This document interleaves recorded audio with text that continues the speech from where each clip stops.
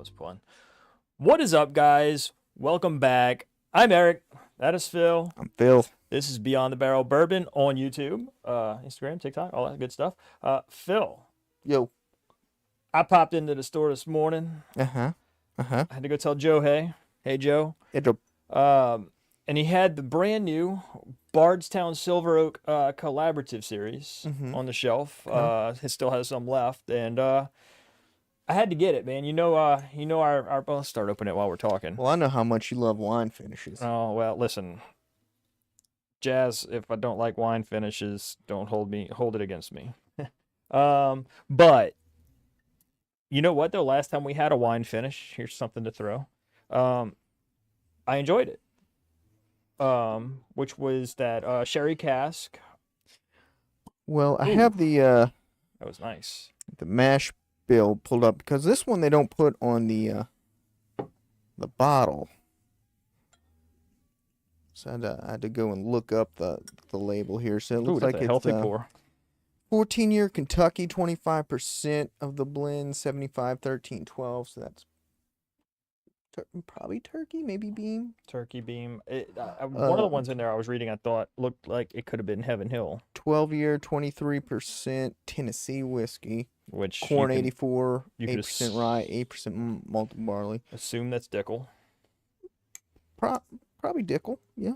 Assume. 78, 13, 9. That's I think that's one of the mystery mash bills. We don't really. We have some Indiana in here. We got another 10-year Kentucky, 78, 10, 12. That's probably Heaven Hill. And then Georgia. I'm still not familiar. 5% of some 12-year Georgia. I'm not familiar with any Georgia distilleries. You know some Georgia Do I? distillery. Yeah, you do. Okay. But did you learn anything about Silver Oak? You can put me on the spot. No, you literally. Other than it's a Napa Valley Cabernet wine, no, I just Napa Valley Cabernet wine. Well, tells you a lot. Most of you guys Cabernet finish. Most of you guys know my disdain towards wine finish, but again, the last one we had I thought was really good. That sherry cask one, and I generally don't like sherry cask specifically, so I'm kind of curious. The color on this is really pretty. It's a little darker. It's kind of red. It's got a redness to it. Unless that's just my light over here. A little darker in color, like a dark amber. It's very leggy, viscous, leggy. I don't know what else you would call that, but Holy cow! it smells complex. I smell wine, like for sure. Oh yeah, this is fruit forward. This is fruit forward on the nose for sure. Dark fruits. Dark fruits, like dark cherry.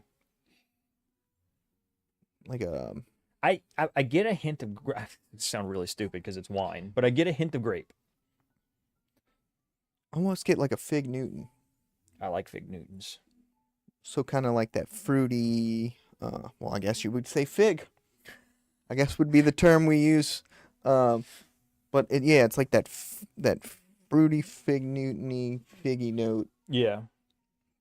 But I'm definitely getting a little bit of spice kick. I'm getting some of that baking spice.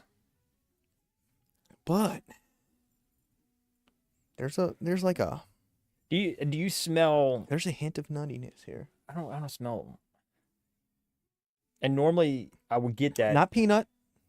So not like beam nuttiness. More like and I think that's the nuttiness that throws me for a loop. Is the more like an almond. Yeah, I like almond, cashew. I like that. I just peanut butter. The more it sits on the nose, I get a little bit of like this caramel toffee note. There's no such thing. Caramel. There's no such thing. Caramel. It's caramel. It's the second A. But I see the toffee, but I'm getting most prominent note for me is that fig note. I'm getting dark cherry. I'm getting a hint of grape. It honestly, with the wine, it's almost like this might be a different take here. I kind of smell Disco 11 with a wine like a cherry overtone, like a dark fruit overtone. I don't smell Disco 11. There's some kind of spice in it that I'm getting. I do get the spice, but man, that fig note is so present to me. Well, let's And stop. and the more I smell it, the more that little caramel toffee note. That Let's fig let's spice, stop little talking caramel, little about it. toffee, little brown Start sugar. start enjoying It's it. a hefty pour, man. You know, listen.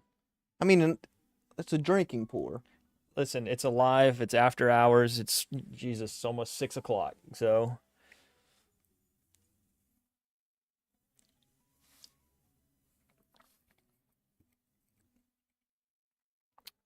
Good mouthfeel. Um, oh my God, definitely get no wine breath. definitely get that fruit up front. Oh, it's butterscotch on the fin, or creme brulee on the finish. It's very Not man. viscous. The finish to me is like this tannic drying oak, Really. and it almost goes into like this dry leather kind of, not quite tobacco, um, but in that same tasting note.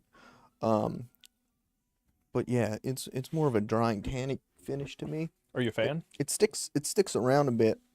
Um,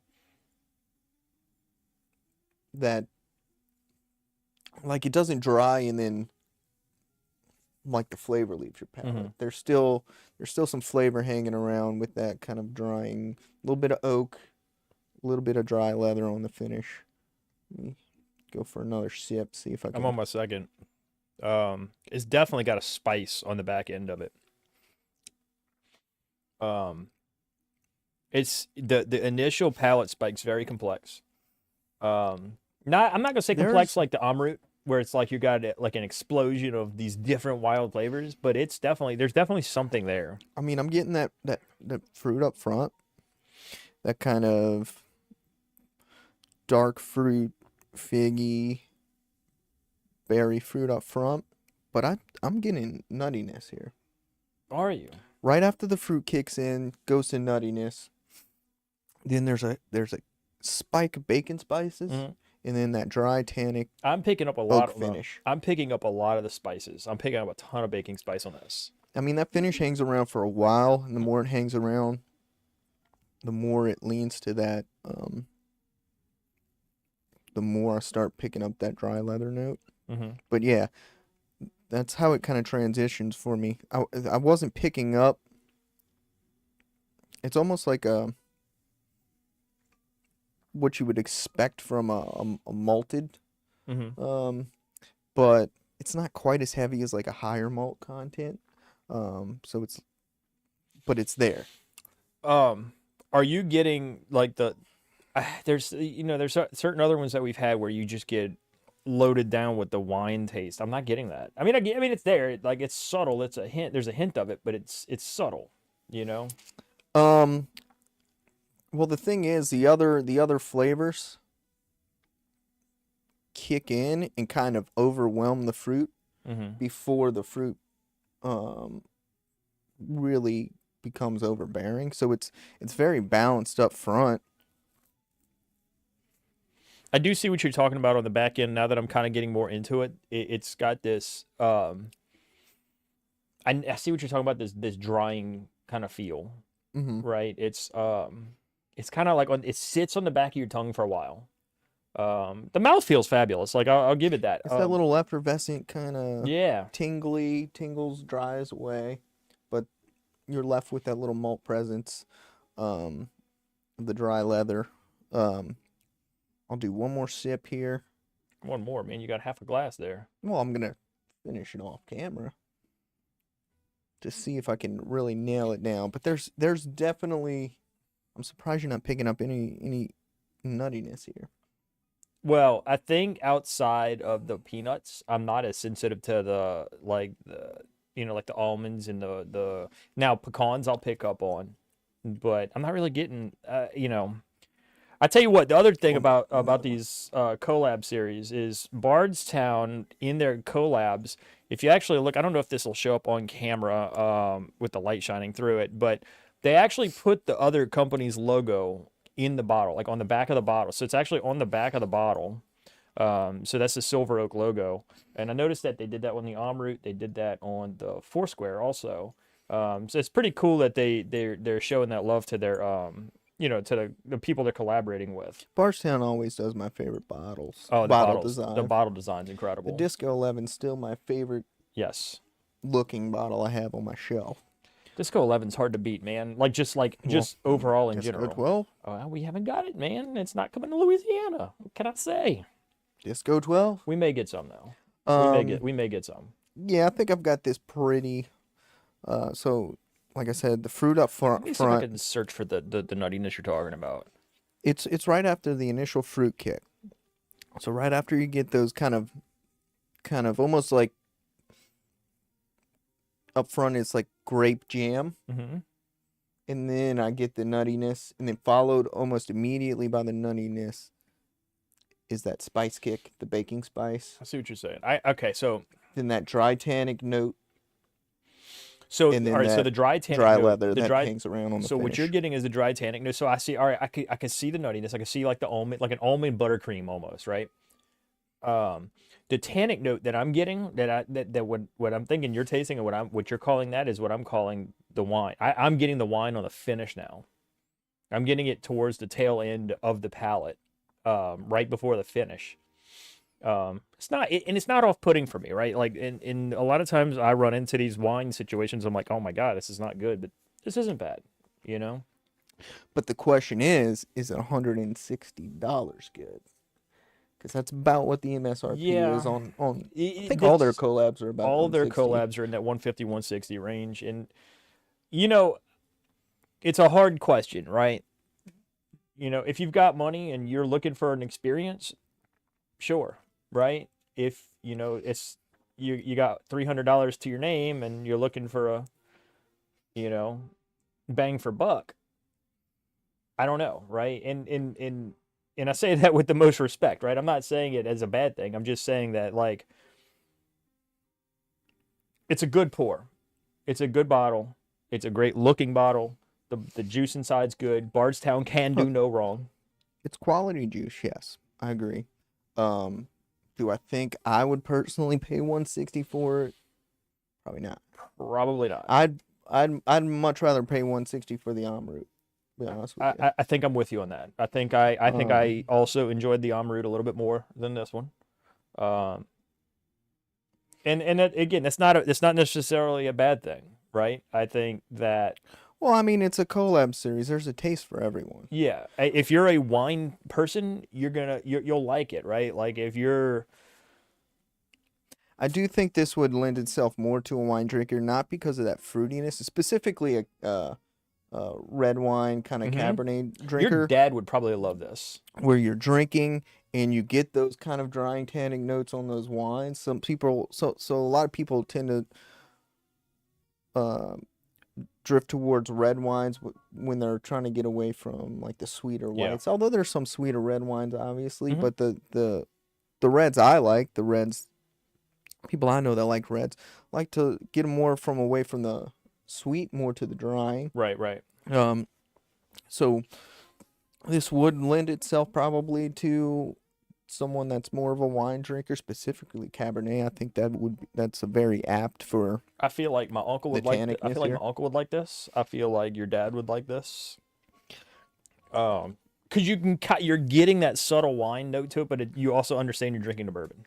I'll say the only thing I'm missing from this that's keeping me from saying it's 160 is I want a little more. I want some more richness from it. Okay, that's fair. So I get a little hit of that fruitiness, and then the nuttiness kicks in. It's almost, and then that's like I said, the spices kick in.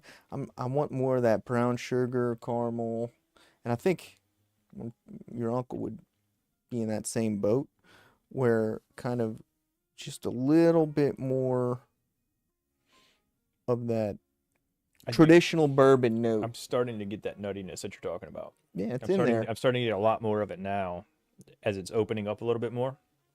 But it's not offensive. So Yeah. So I mean, not for me, maybe for thee. yeah. 160 is a little too rich for my blood on this one. That's fair. But that Amrut, though, That Amrut, I'd buy all day at 160. that Amrut, That Amrut's really good, man. Anyway, guys, thank you so much for tuning in. We I'm will looking at the. stop looking at the screen, man. Tell Stop me looking what at the to do. monitor, man. Tell me what to do. I'm doing what I Um, want. listen, I'm hoping that the new barrel proofs should be in real soon. We can come back and do a live review on some of those new Elijah Craig's, and Oh, I'm looking forward to that. I'm looking forward more to that. Elijah Craig's myself. And an I'm EC man. obviously I'm looking towards the He's Larceny. a larceny barrel proof guy. But I am curious to know if that C924 is gonna live up to the C923. You never know. And You yeah, never you know. just don't know. I don't know if it's gonna have the same type of age. So this portion of the show is sponsored by Green River. Karen, if you're watching, please send this dude some more coasters to throw at my camera. I like Green River. I love Green River. Oh, I did see Foolproof on the shelf too. Oh, it's on the shelf now here. Martin's has it on the shelf. So Yeah, I've seen a few places. good price too. That's a hard Foolproof to pass up for on the price. So guys, with that, we will catch you on the next one. Thanks for tuning in. This is gonna be the one. Fill out. Fill out. Oh my god. Ooh.